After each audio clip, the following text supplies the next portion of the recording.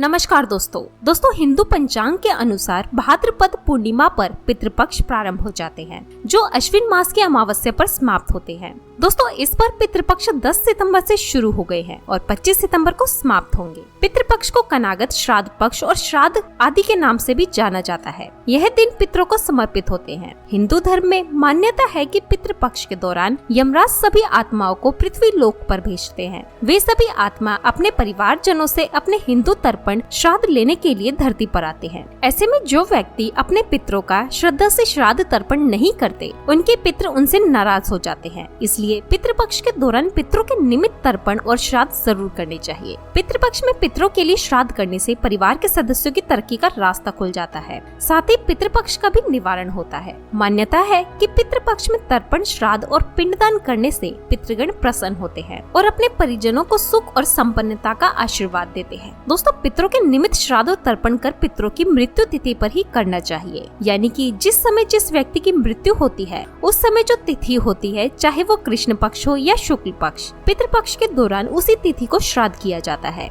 जैसे कि अगर किसी व्यक्ति की मृत्यु तिथि शुक्ल पक्ष या कृष्ण पक्ष की चतुर्थी में है, तो पितृपक्ष की चतुर्थी पर उस व्यक्ति का श्राद्ध किया जाएगा। जिन पितरों की मृत्यु तिथि पता नहीं होती, उनका श्राद्ध सर्वपितृ अमावस्या पर किया जाता है। हिंदू धर्म में मृत्यु के बाद श्राद्ध करना बेहद जरूरी होता है। मान्यता है कि अगर आपने अपने पूर्वजों की विधि पूर्वक श्राद्ध और तर्पण नहीं किया है, तो उन्हें इस लोक से मुक्ति नहीं मिलती और वह भूत प्रेत के रूप में इस संसार में ही भटकते रहते हैं। इसलिए पितरों की मुक्ति के लिए श्राद्ध पक्ष का बेहद महत्व है। माना जाता है कि जिनके पितर उनसे नाराज होते हैं, उन्हें पितृदोष लगता है। पितृदोष को सबसे जटिल कुंडली दोनों में से एक माना जाता है। जिनके ऊपर पितृदोष लगा होता है, उन्हें किसी भी क्षेत्र में सफलता नहीं मिलती, उन्हें जिंदगी भर दुख पीड़ा से गुजरना पड़ता है। पितृपक्ष पितरों को प्रसन्न करने के लिए बहुत ही खास दिन होते हैं। इन दिनों आप छोटे छोटे से कर्म उपाय पितरों को प्रसन्न कर सकते हैं और उनका आशीर्वाद प्राप्त कर सकते हैं। माना जाता है कि जिन पर उनके पितरों का आशीर्वाद होता है, उन्हें सभी देवी देवताओं का भी आशीर्वाद प्राप्त होता है। दोस्तों आज की इस वीडियो में हम आपको पितृपक्ष में किया जाने वाला एक बहुत ही आसान, असरकारक और सरल उपाय बताने जा रहे हैं। इस उपाय को आप पितृपक्ष में किसी भी दिन कर सकते हैं, लेकिन अगर हो सके तो इस उपाय को पितृपक्ष में रोजाना अवश्य ही करें। इस उपाय को करने से पितृ तृप्त होते हैं,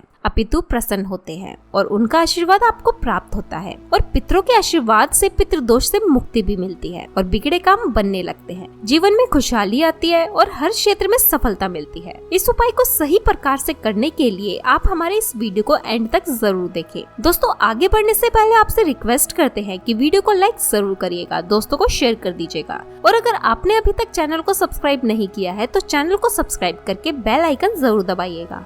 तो चलिए दोस्तों जानते हैं इन उपायों के बारे में। दोस्तों यह उपाय आपको थोड़े से काले तिल से करना है। उपाय करने के लिए सबसे पहले स्नान करके अच्छे वस्त्र धारण कर ले। इसके बाद आप एक साफ सुथरा लोटा ले। आप इसके लिए स्टील या तांबे या पीतल का लोटा भी ले सकते हैं। लोटा लेने के बाद इसमें शुद्ध जल भरें। जल में थोड़ा सा गंगा जल डालें। आप इस जल में थोड़े से साफ किए हुए तिल डालें और थोड़ी सी शक्कर भी डालें। अगर आपके पास कुशा हो, कुशा की घास, तो थोड़ी सी कुशा की घास भी आप इसमें अवश्य ही डालें। अब आपका जल का लोटा तैयार हो गया है। अब आप इस जल के लोटे को किसी खुले स्थान पर लेकर जाएं, जैसे कि आप अपने आंगन में, बालकनी में या छत पर लेकर जा सकते हैं। अगर घर में ऐसी जगह ना हो तो घर के आसपास कोई मंदिर हो या फिर कोई साफ खाली स्थान, मैदान पड़ा हो तो आप वहां पर जाएं। खुले स्थान पर पहुंचने के बाद अब आप दक्षिण दिशा की तरफ यानी कि साउथ की तरफ मुख करके खड़े हो जाएं। दोस्तों आपको ऐसा खड़ा होना है कि साउथ की तरफ होना चाहिए, यानी कि दक्षिण की तरफ, और आपकी पीठ उत्तर की तरफ होनी चाहिए। दोस्तों शास्त्रों के अनुसार दक्षिण दिशा में पितृलोक है। दक्षिण दिशा के स्वामी पितृदेव हैं। पितरों का वास दक्षिण दिशा में माना जाता है। इसलिए पितरों को प्रसन्न करने के लिए और पितरों का आशीर्वाद प्राप्त करने के लिए दक्षिण दिशा में पितरों को जल चढ़ाना चाहिए। जल चढ़ाने के लिए आप जल के पात्र में अपने दोनों हाथों से अपने सिर तक उठाएं। अब इस पात्र को, इस जल को पितृदेव को समर्पित करें। जल चढ़ाते समय आप पितृदेव के इस मंत्र का जाप करते रहें। मंत्र इस प्रकार है: ओम पितरो देवताय नमः, ओम पितरो देवताय नमः।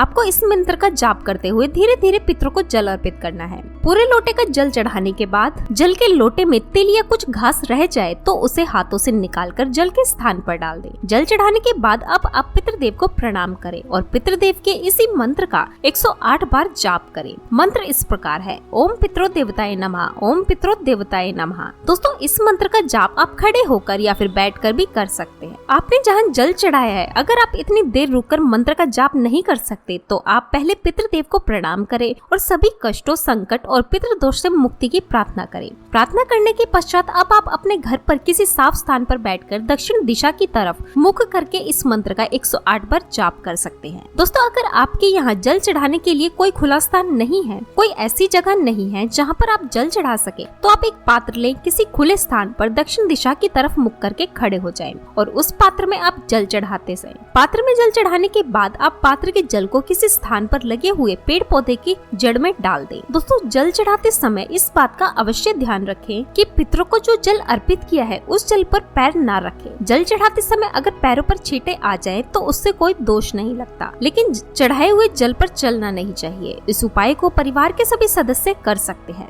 इस उपाय को महिलाएं, कन्याएं भी कर सकती हैं, लेकिन ध्यान रहे पीरियड्स के दौरान इस उपाय को आप ना करें। दोस्तों पितरों की प्रसन्नता के लिए पितृपक्ष के दौरान रोजाना आप इस उपाय को अवश्य ही करें। इस उपाय को करने से पितृदेव का आशीर्वाद प्राप्त होता है। आपके पितृ तृप्त और प्रसन्न होंगे और आपको अपना आशीर्वाद देंगे, और जिन पर उनके पितृ प्रसन्न होते हैं उन्हें सभी देवी देवताओं का भी आशीर्वाद प्राप्त होता है और पितृदोष से मुक्ति मिलती है। बिगड़े काम बनने लगते हैं, हर क्षेत्र में सफलता मिलती है और जीवन में खुशहाली आती है। ये उपाय आपको दिन के समय करना है, यानी कि इस उपाय को आप संध्या काल के बाद ना करें। हो सके तो इस उपाय को दोपहर 12 बजे से 1 बजे के बीच में करें, क्योंकि यह समय पितरों का समय होता है। माना जाता है इसी समय पितृदेव अपने घर आते हैं। पितरों को प्रसन्न करने के लिए पितृपक्ष के दौरान इस बात का विशेष ध्यान रखें कि पितृपक्ष के दौरान किसी भी प्रकार की कोई पार्टी का आयोजन ना करें, किसी भी प्रकार की पूजा पाठ का अनुष्ठान ना करें। कोई भी शुभ कार्य जैसे कि विवाह, मुंडन, उपनयन, संस्कार, सगाई या फिर किसी सामान को खरीदना, वाहन खरीदना या गृह प्रवेश इत्यादि कोई भी कार्य बिल्कुल भी ना करें।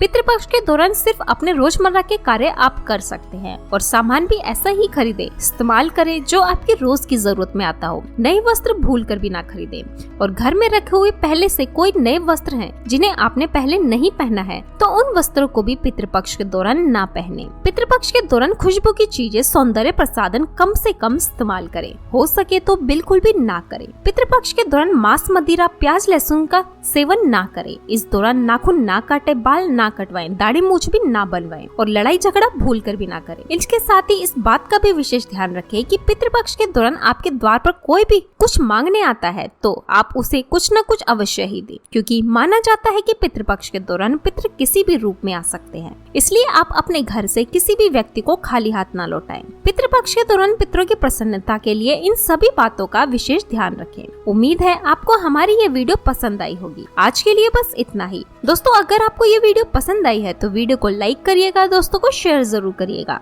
और चैनल को सब्सक्राइब करके बेल आइकन जरूर दबाइएगा। धन्यवाद।